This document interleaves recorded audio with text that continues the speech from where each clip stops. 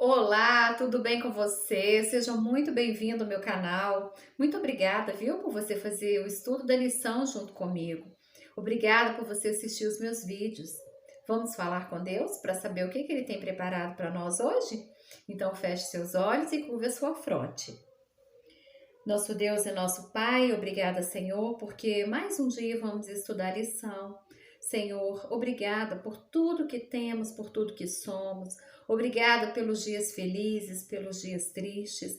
Obrigada, Deus, porque nós cremos que em todos esses dias o Senhor tem estado conosco. O Senhor tem cuidado de nós. Obrigada por perdoar as nossas falhas, os nossos erros, os nossos pecados, a pequenez da nossa fé. Ó Senhor, obrigado por nos escolher antes mesmo da gente nascer. O Senhor já tinha um propósito para nós. Senhor, fazei de nós um instrumento em tuas mãos, um canal de bênção para outras pessoas.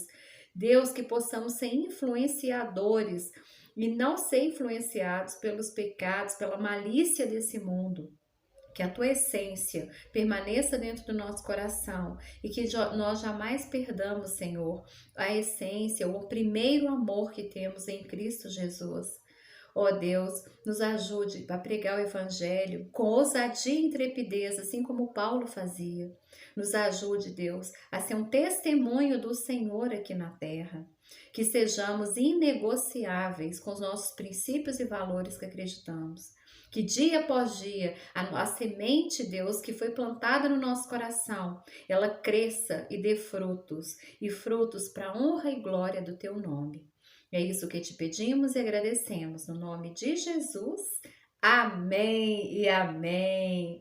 Você já está preparado aí com a sua lição aberta e com a sua Bíblia aberta? Hoje já é quinta-feira, né? Dia 25 de julho de 2024. Como que passou rápido, né? Esse mês de julho. Parece que foi ontem que a gente começou a lição, né? Estudar aí o outro trimestre, terceiro trimestre. E agora a gente, né, já está terminando o mês de julho. E a lição de hoje, né, o título que nós vamos estudar é esse aqui, ó. A parábola da semente que cresce. Você já ouviu falar sobre essa parábola? Não? Então nós vamos estudar agora. E já pede para você ler. Leia Marcos, capítulo 4, versículos de 26 a 29. Eu vou ler para você. Marcos, capítulo 4, versículo de 26 a 29. Diz assim, é a parábola da semente. Olha só. Disse ainda, o reino de Deus é assim, como se um homem lançasse a semente à terra, e depois dormisse e se levantasse, de noite e de dia, e a semente germinasse e crescesse, não sabendo ele como. A terra, por si mesma, frutifica primeiro a erva, depois a espiga e por fim o grão cheio da espiga. E quando o fruto já está maduro, logo se lhe mete a foice, porque é chegada a ceifa.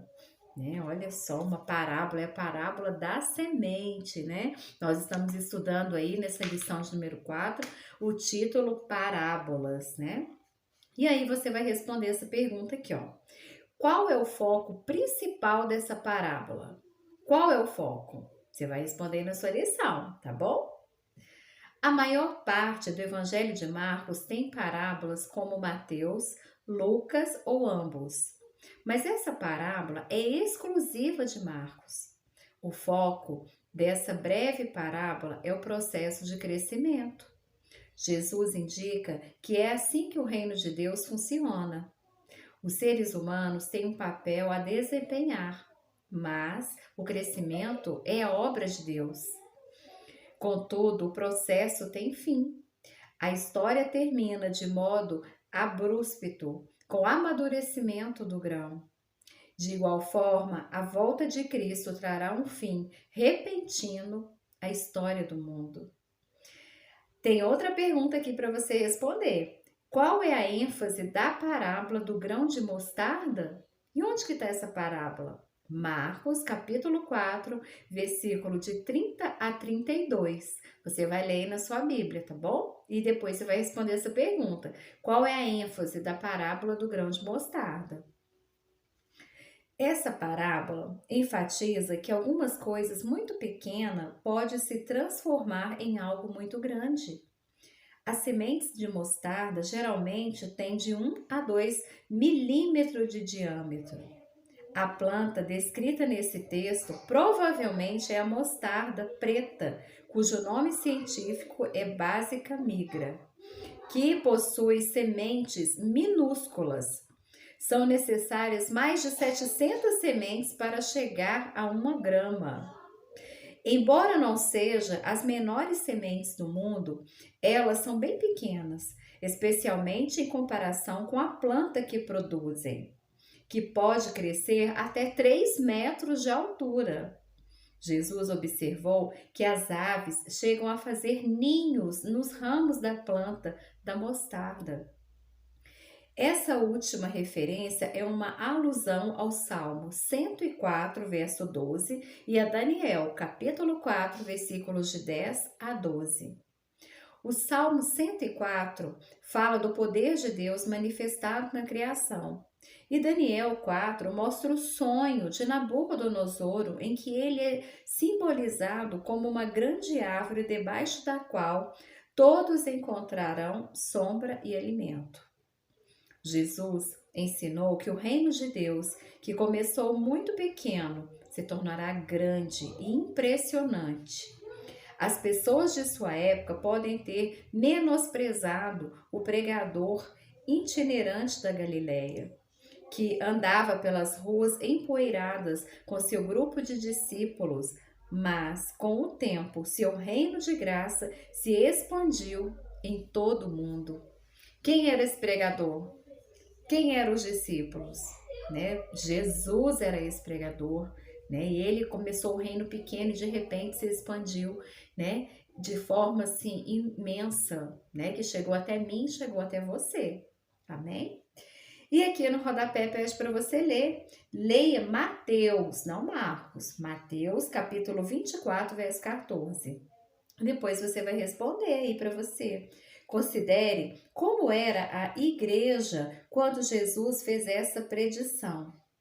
Porque essa é uma previsão tão notável e capaz de fortificar nossa fé? Mas que pregação é essa? A gente vai saber se a gente ler, né? Mateus capítulo 24, versículo 14. E vai considerar aí essa pergunta, né? Quando que Jesus fez essa predição? Porque essa é uma previsão tão notável e capaz de fortalecer a nossa fé. Então é muito importante a gente ler, para a gente ter uma fé inabalável, né? Nós sabemos que sem fé é impossível agradar a Deus. Então a gente precisa ter fé para viver nesse mundo, né? Para vencer as tentações, para ter esperança de dias melhores, né? Porque se a gente for parar em frente à televisão e ficar vendo noticiário, a gente não vai ter esperança, né? Então muitas vezes a gente tem que focar aonde nos dá esperança, né? Lamentações 3:21, o que diz lá? Quero trazer à memória somente o que me dá esperança. É isso que a gente precisa. E onde que a gente vai achar esperança de dias melhores? Aonde que a gente vai encontrar, né, consolo, promessas, né, que vão se cumprir se já não estão sendo cumpridas na nossa vida, né? Nós temos a promessa que Jesus prepara moradas para nós, porque o nosso lugar não é aqui. Amém? Olha, um abraço carinhoso para você. Muito obrigada por fazer o estudo da lição junto comigo. Se inscreva no meu canal se você não é inscrito. Visite minha página no Instagram, né, que é Gisele com 2 L Soares Oficial. E até o próximo vídeo, se o Senhor assim nos permitir.